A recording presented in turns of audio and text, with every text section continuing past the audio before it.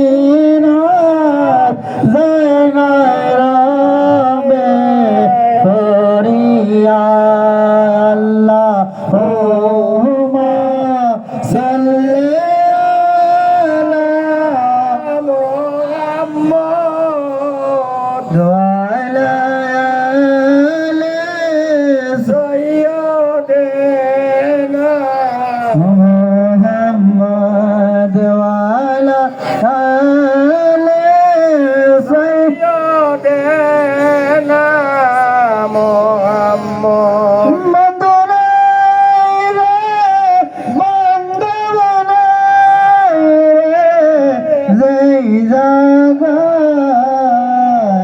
সে জাগারি বান্ধবে হবে মুস্তাফা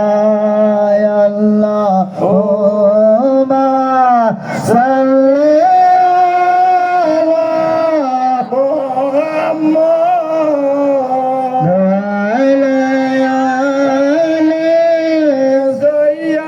সাইয়্যিদিনা মুহাম্মদ ওয়া আলা আলি সাইয়্যিদিনা মুহাম্মদ রাহমাতাল লিল আলামিন রাখিয়া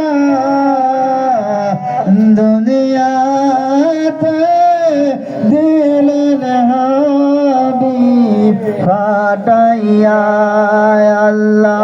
আল্লাহুম্মা সাল্লি আলা মুহাম্মদ ওয়া আলা আলি সাইয়্যিদিনা মুহাম্মদ ওয়া আলা আলি সাইয়্যিদিনা মুহাম্মদ মুস্তাফা নবী না হইতো সারা জাহান অন্ধকারে থাকিত আল্লাহুম্মা সাল্লি আলা মুহাম্মদ ওয়া আলা আলি সাইয়্যিদিনা মুহাম্মদ ওয়া আলা আলি সাইয়্যিদিনা আল্লাহুম্মা সাল্লি আলা সাইয়্যিদিনা মুহাম্মদ নাবিয়ানা সাবিয়ানা মাওলানা মুহাম্মদ দিবানিশি মনের আমার আর দিও না যন্ত্রণা আর দেন যদি হইতাম ধনী যাইতাম সোনার মদিনা আল্লাহুম্মা সাল্লি আলা সাইয়্যিদিনা মুহাম্মদ নাবিয়ানা সাবিয়ানা মাওলানা মুহাম্মদ কাবা পাগল মৌলার জন্য মৌলা পাগল হাবিবের হাবিব পাগল উম্মতের জন্য আমরা উম্মত আল্লাহুম্মা সাল্লি আলা সাইয়্যিদিনা মুহাম্মদ নাবিয়ানা সাবিয়ানা মাওলানা মুহাম্মদ বন জঙ্গলার বাগ হরিণ ছিল দয়ার নবীরে আরে ও মতইয়া চিনলাম না রে আরে ও দিয়া সালাম না রে কি জবাব দিব হাশরে আল্লাহুম্মা সাল্লি আলা সাইয়্যিদিনা মুহাম্মাদ নাবিয়ানা সাবিয়ানা মাওলানা মুহাম্মদ সবাই আল্লাহ শুকরিয়া আদায় করে আলহামদুলিল্লাহ আলহামদুলিল্লাহ উচ্চ আওয়াজে বলি আলহামদুলিল্লাহ আলহামদুলিল্লাহ রাসূল বলেছেন কেউ যদি অন্তর থেকে আলহামদুলিল্লাহ বলে আল্লাহ তার মিজানের পাল্লা আমল দিয়ে ভরপুর করে দিবে জোরে কন্যা সুবহানাল্লাহ এই আলহামদুলিল্লাহ বলেছি না কথা বলেন বলছি না বলা লাগে আলহামদুলিল্লাহ মালিককে ভালো করে চিনতে হবে আলহামদুলিল্লাহ মালিককে আল্লাহ একটা ছোট্ট ঘটনা বলি আমি মনে করেছি মিলাদ দিয়ে শেষ করবো আমার দাদা একটু আগে বলছে আর একটু সময় নিতে কে যেন মেহমান আরো আসবে তো আপনাদের কোনো কষ্ট হচ্ছে এই যে বসছেন প্রত্যেকটা সেকেন্ড আল্লাহ নেকি দিয়ে ভরপুর করে দিবে এমনি তো রমজান মাস এমনি কি মাস রমজান মাসে চুপ থাকলো ইবাদত রমজান মাসে চুপ থাকলো ইবাদত এটা এমন একটা বরকতের মাস এমন একটা রহমতের মাস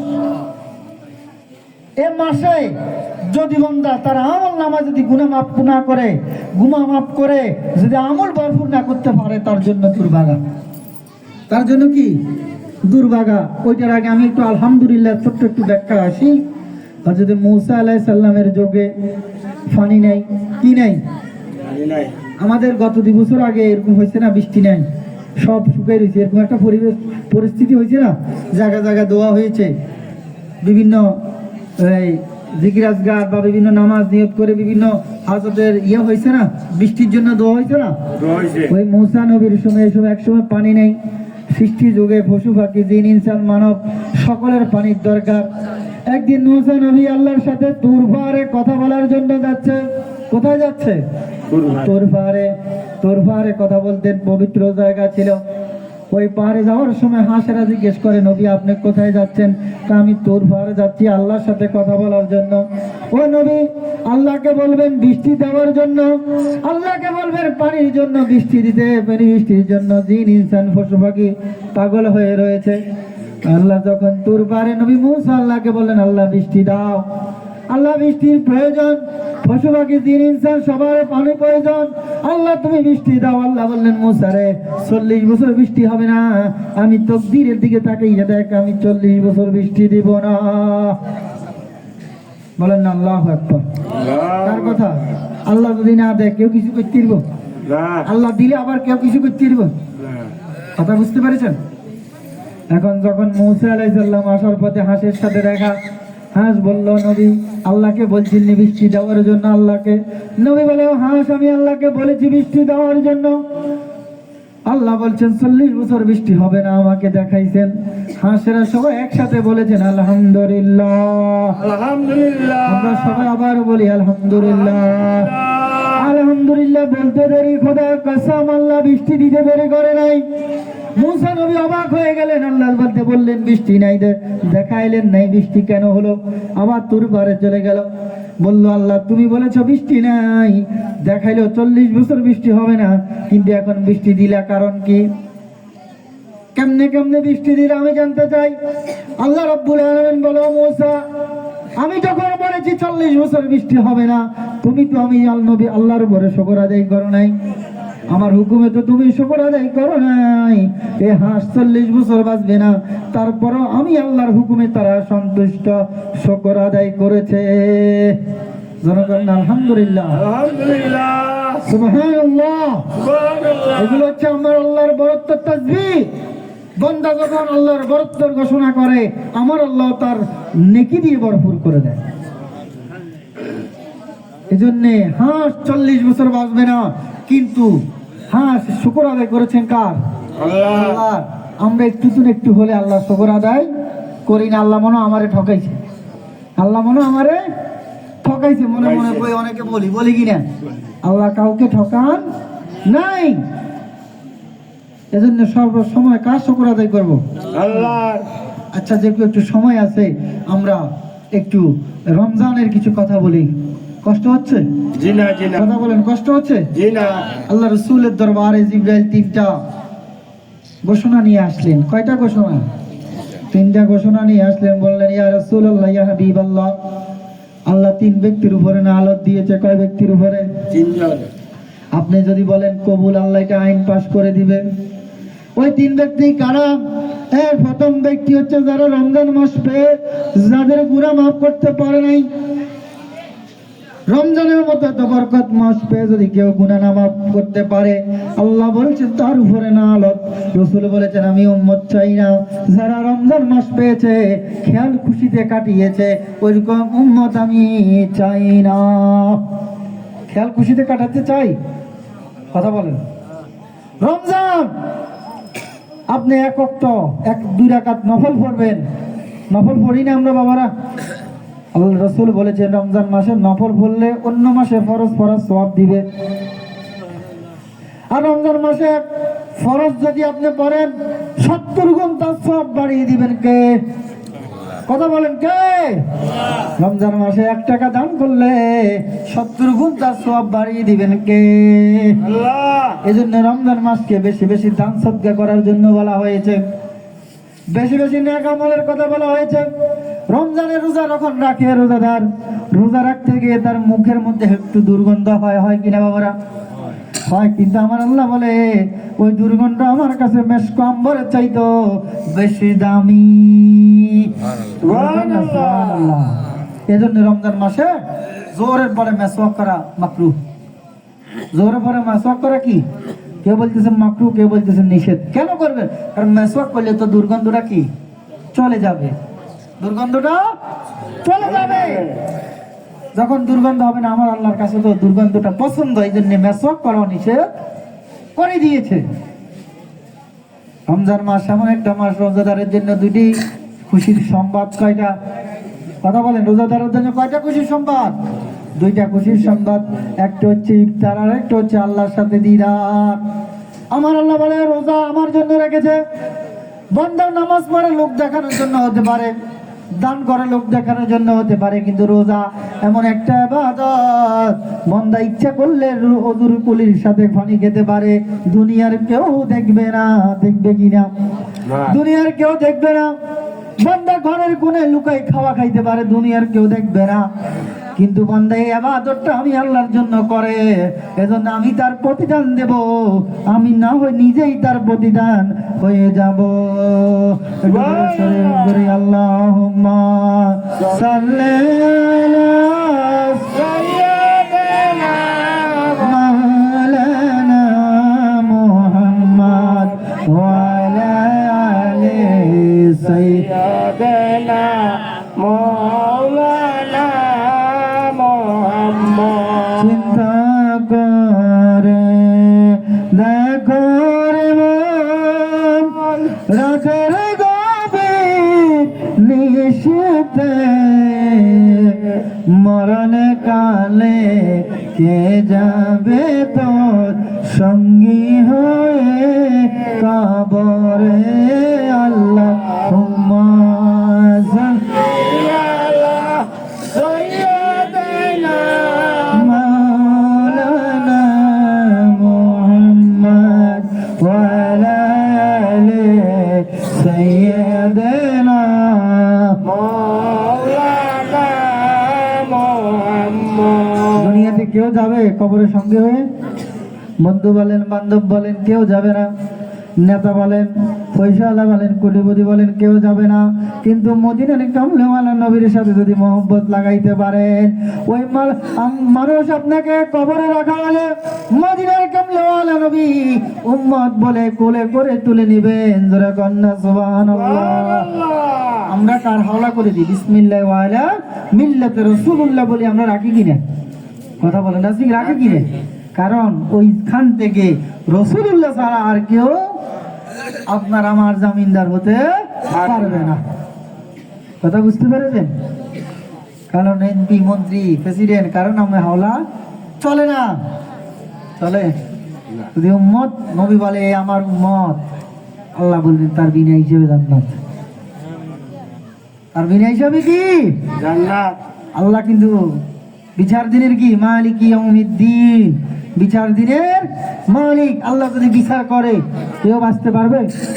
কথা বলেন, পারবে? বনি ইসরায়েলের একজন আল্লাহওয়ালা ছিলেন, 400 বছর ইবাদত করেছেন, রাতে দিনে রেখেছেন রোজা। কত বছর? আমরা কি এর দ্বারের কাছে যাইতে পারবো? রাত্রে সারা রাত ইবাদত আর দিনে রোজা। এরকম একটা ব্যক্তিকে যখন আল্লাহ বলবেন হাসরের মাঠে তুমি কিভাবে জান্নাতে যাইতে চাও, ওই আল্লাহওয়ালা বলবেন এত বছর ইবাদত করেছি, দেখি ইবাদতের গুণে একটু জান্নাতে যাওয়া যায় কিনা।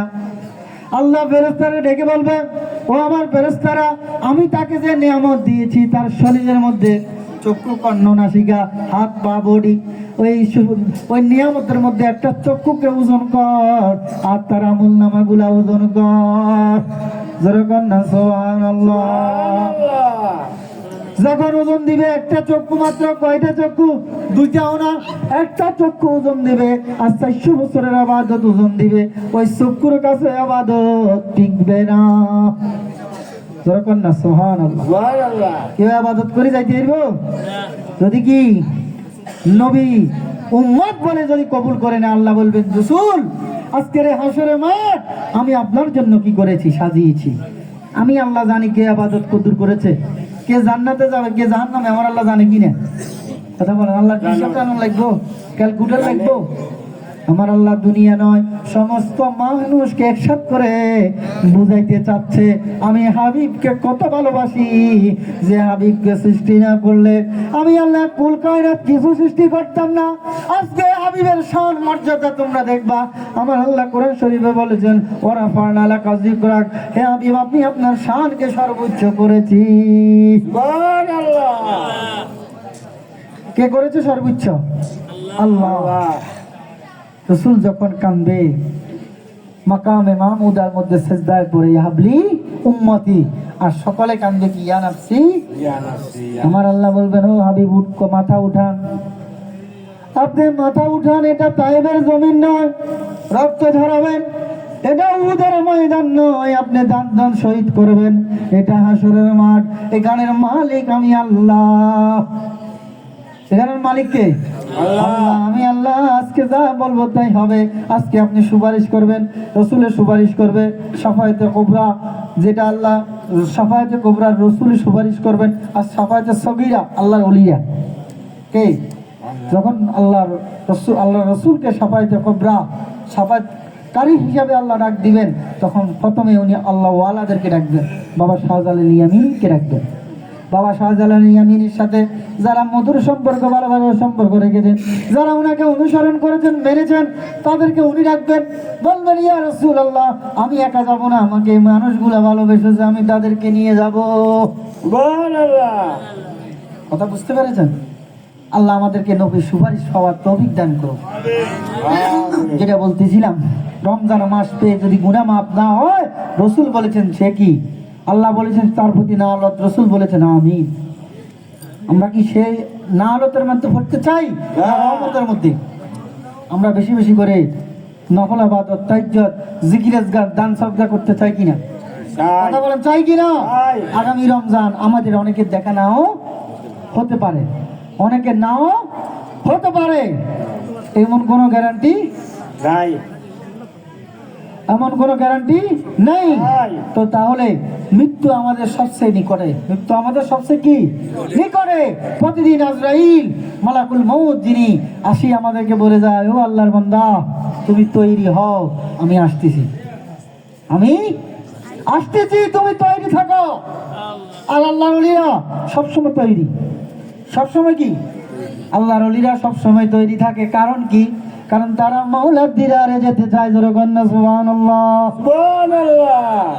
আমার হিজা যিনি, আমার হিজা নাম হচ্ছে বারোপুরি হজরত নোয়াখালী বারোকা দরবার শরীফে। আমাকে অনেকে চিনেন, অনেকে চিনেন না। আমার বাবা এখানে আসতেন, 40 বছর এসেছেন।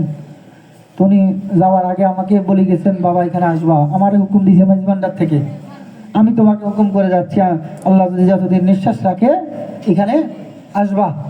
তো এবার রোজার মাস দেখে একটু না আসার চিন্তা ভাবনা করেছি, রমজান মাস ছোট করে করবে না, যাইতাম কি, কিন্তু না, ঘুমের মধ্যে দিদা দেখাচ্ছে তুমি সিলেটে যাইবে না, কথা বুঝতে পেরেছেন?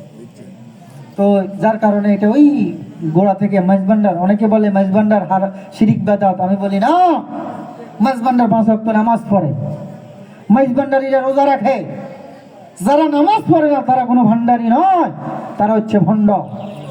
তারা কি ভণ্ড, তাদের সাথে আমাদের সম্পর্ক নেই।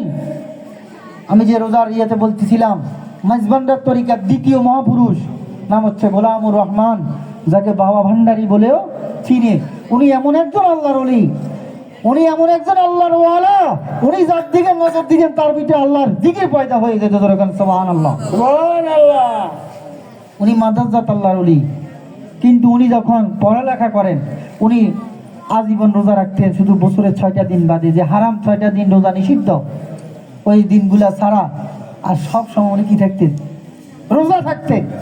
ইফতার করতেন, সেহরিও করতেন না। এজন্য আমার গাউসুল আজম মাইজবান্ডারিরা বলেছেন, আমি 12 মাস রোজা রাখি, আমার সন্তানরা 12 মাস রোজা রাখে। কথা বুঝতে পেরেছেন? তো যেটা বলতেছিলাম, আল্লাহ ওয়ালাদের মৃত্যু আর সাধারণ মানুষের মৃত্যু এক নয়। আল্লাহ ওয়ালাদেরকে আজরাইল আসি সালাম দেয়। কি দেয়? সালাম দেয়। আল্লাহ আপনার দিদারে যাইতে ইচ্ছুক, আপনি কি রেডি আছেন? আল্লাহ আপনার দিদারে কি ইচ্ছুক, আপনি রেডি? তখন আল্লাহ ওয়ালা বলে, আমি তো রেডি আছি। জোরে কর না সুবহানাল্লাহ। আল্লাহ ওয়ালারা সব সময় মাওলার দিদারে কি থাকে? রেডি থাকে। আল্লাহর মহান ওলি মাহবুবে আলাহি নিজামুদ্দিন আউলিয়ার নাম শুনেছেন? মাহবুবে আলাহি নিজামুদ্দিন আউলিয়ার নাম শুনেছেন? শুনেছি। উনি যখন ওফাত করেছেন, পর্দা করেছেন, ওনার খাট দড়ি, ওনার খাটিয়া দড়ি এক আশেক কান্নাকাটি করতেছে, বলতেছে, আমরা দূর দূরান্ত থেকে তোমার তামাশা দেখার জন্য আসি, তুমি আমাদের রেখে কোথায় চলে গেলে? ওই আল্লাহওয়ালা মাহবুবে আলাহি নিজামুদ্দিন আউলিয়া বলতেছেন, ও আমার ভক্ত, তোমরা আমার তামাশা দেখার জন্য আসো, আমি তো আমার মাওলার তামাশা দেখার জন্য যাইতেছি। জোরে কন্যা সুবহানাল্লাহ। লা ইলাহা ইল্লাল্লাহ, লা ইলাহা ইল্লাল্লাহ, লা ইলাহা ইল্লাল্লাহ, লা ইলাহা ইল্লাল্লাহ, লা ইলাহা ইল্লাল্লাহ মুহাম্মাদুর রাসূলুল্লাহ সাল্লাল্লাহু আলাইহি ওয়াসাল্লাম। তো যেটা বলতেছিলাম, মাহবুব শাহ উনি গাউসুল আজম আহমদুল্লাহ মেজবান্ডারির নাতি, ওসিয়ে গাউসুল আজম, যার লকব হচ্ছে বাহরুল উলুম, জ্ঞানের সাগর, ওনার অন্যতম খলিফা, যিনি মেজবান্ডার তরিকা মাধ্যমে আল্লাহর নৈকট্য কি পেয়েছেন। তো যেটা বলতেছিলাম, মেজবান্ডার গেলে দেখবেন একটা মসজিদ আছে, 3 তলা। কয়তলা? 3 তলা। 3 তলা। এবং ওইখানে আপনি জুমার নামাজ পড়তে গেলেও যদি 11টার আগে মসজিদে না ঢুকেন, তাহলে মসজিদে জায়গা পাবেন না, রাস্তা করতে হবে, এত মানুষ হয়। কথা বুঝতে পেরেছেন? এই জন্য যারা মেজবান্ডারি করে বলে নামাজ নাই, তারা ভণ্ড। মেজবান্ডারি করে যদি কেউ বলে রোজা রাখা লাগবে না, তারা ভণ্ড। মেজবান্ডারি পূর্বপুরুষ আব্দুল হামিদ খান গৌরী এদেশে এসেছেন ইসলাম প্রচার করার জন্য, কালিমা দেওয়ার জন্য, নামাজ শিক্ষা দেওয়ার জন্য। আমার হুজুরে গাউসুল আজম শাহ আহমদুল্লাহ মেজবান্ডারি কলকাতা আলিয়া থেকে গোল্ড মেডেলিস্ট, উচ্চ শিক্ষিত। তিনি তরিকায় মেজবান্ডারিয়া, তরিকাগুলো হচ্ছে আল্লাহকে আবাদত করার একটা মাধ্যম, তরিকা অন্য কিছু না। সিস্তিয়া, নকশবন্দিয়া, মুজাদ্দিদিয়া, এই আপনার কাদরিয়া যে তরিকাগুলো আছে, এগুলো হচ্ছে কি এক একটা সিলসিলা। মানে আপনার এমিয়া, আপনার বাবার নাম কি? বাবা এমিয়া বাবা আব্দুল করিম রহিম, একটা সিলসিলা আছে না, বাপ দাদাকে একটা সিলসিলা, অমুক ছেলে অমুক অমুক। মানে আপনি আবাদত বন্দিগি করছেন, ফির মুরিদ বায়াত হতে হবে, ওদিকে যাচ্ছি না, একটা কি মাধ্যম, এটা অন্য কিছু না। কিন্তু মূল হচ্ছে আমাদের কোরআন এবং সুন্নাহ। মূল কি? কোরআন এবং সুন্নাহ। আমরা যে কথা বলেছি ওলি আল্লাহ সম্পর্কে, এটা কি কোরআনের বাইরে বলেছি না কোরআনের ভিতর থেকে? কোরআনের ভিতর থাকে, একদম সহজ সূরা ফাতিহা থেকে বলেছি, অন্য কোনো বড় সূরার মধ্যেও যাই নাই, ভিতরে কোনো আয়াত থেকেও যাই নাই। কিন্তু অনেকগুলো আয়াত আছে, আল্লাহ ওয়ালাদের সাথী হও, সহবতে যাও।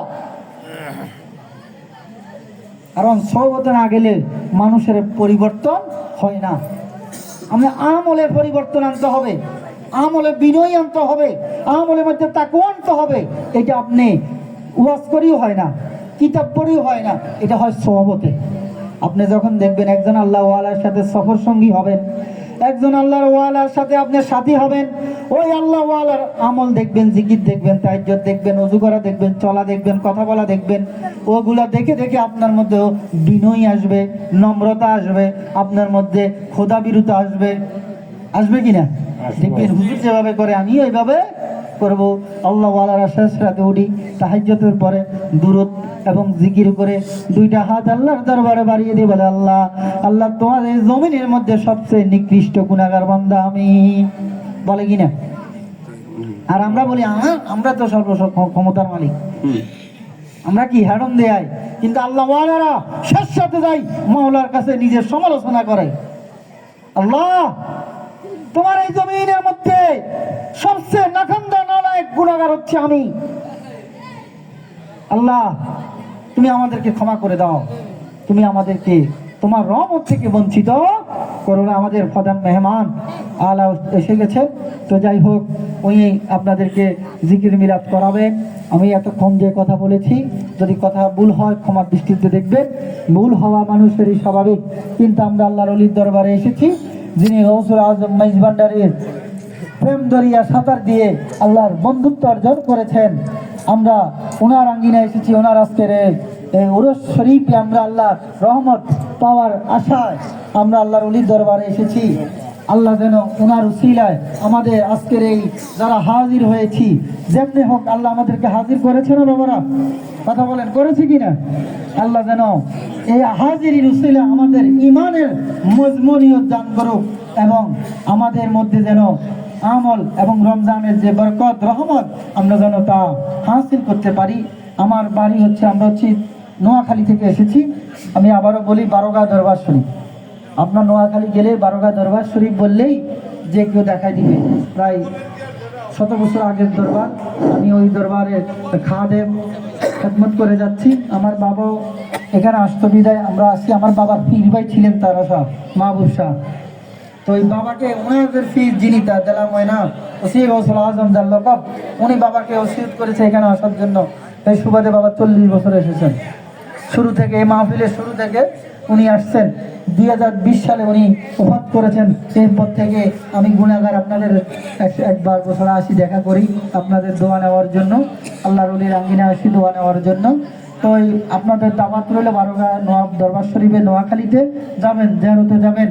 আল্লাহর ওলিদের জিয়ারত করলে তকদির পরিবর্তন হয়ে যায়। তো যাই হোক, অনেকক্ষণ আপনাদেরকে কষ্ট দিয়েছি। হুজুর আরও আগে আসলে আরও আগে আমি মাইকটা ছেড়ে দিতাম। তো এখন হুজুর মিলাদ কিয়াম করাবেন এবং নসিহতমূলক কিছু কথা বলবেন। আমরা ধৈর্য ধারণ করে বসবো এবং শুনবো। যারা দাঁড়িয়ে আছি আমি তাদেরকে অনুরোধ করব আমরা যেন বসে যাই। যারা দাঁড়িয়ে আছে তারা যারা বসে যায়। এখানে রহমতের সামিয়ানার তলে আমরা এসেছি, এমনি তো জান্নাতের বাগান, সাথে সাথে আল্লাহর ওলির আঙ্গিনা। আল্লাহর উভয় রহমত যেন আমাদের উপরে যেন দয়া করে বর্ষণ করে, এ বলে আমি আমার কথা এখানে শেষ করছি। আসসালামু আলাইকুম ওয়া রাহমাতুল্লাহি ওয়া বারাকাতুহু।